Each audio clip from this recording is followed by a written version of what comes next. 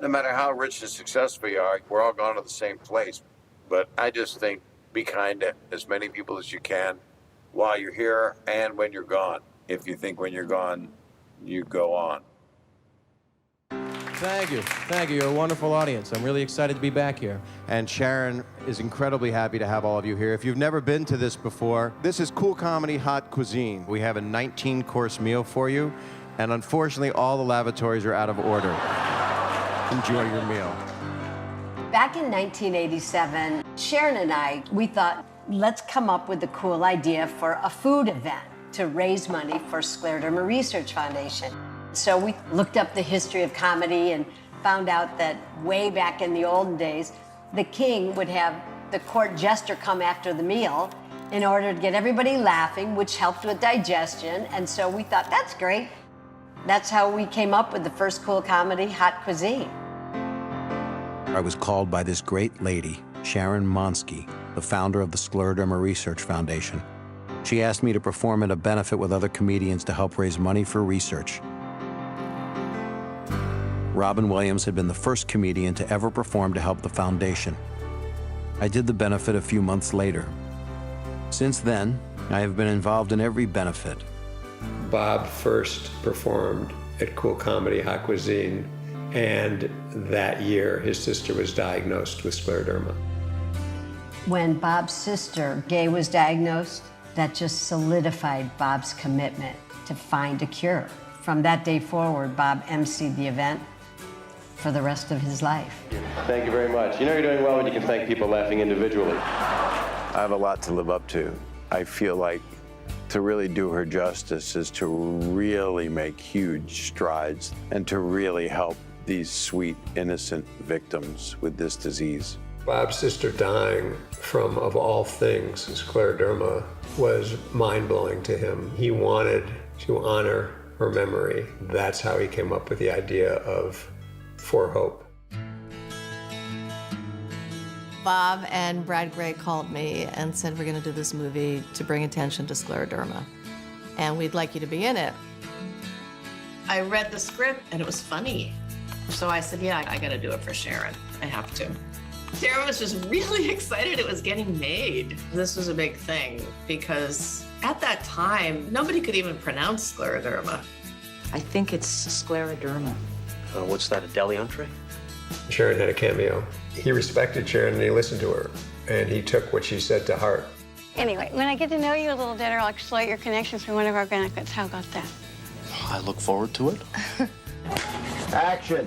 Bob was a great director. He's truly one of my favorite directors I have ever worked with, and I wish he had done more of it. I'm so glad I made this movie, and it means more to me than anything I've ever done.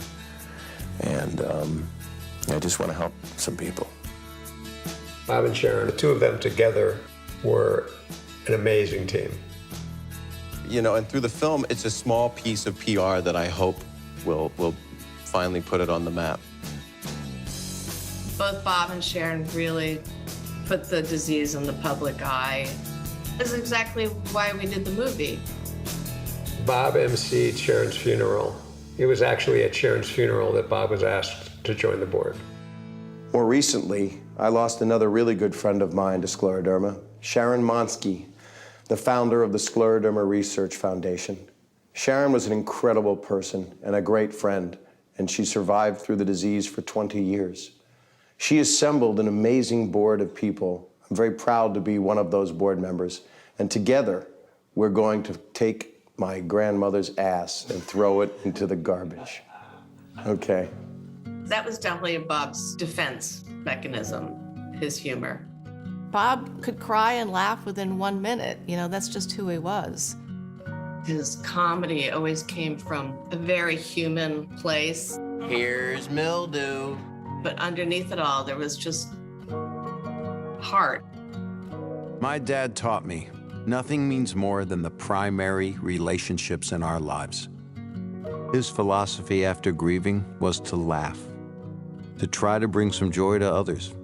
And once you have survived the difficult times in your life, if you choose to, and have that gift, you can channel them through stand-up. When I think about all of the cool comedy hot cuisines that took place over the years, it started with Susan, but he made it what it is.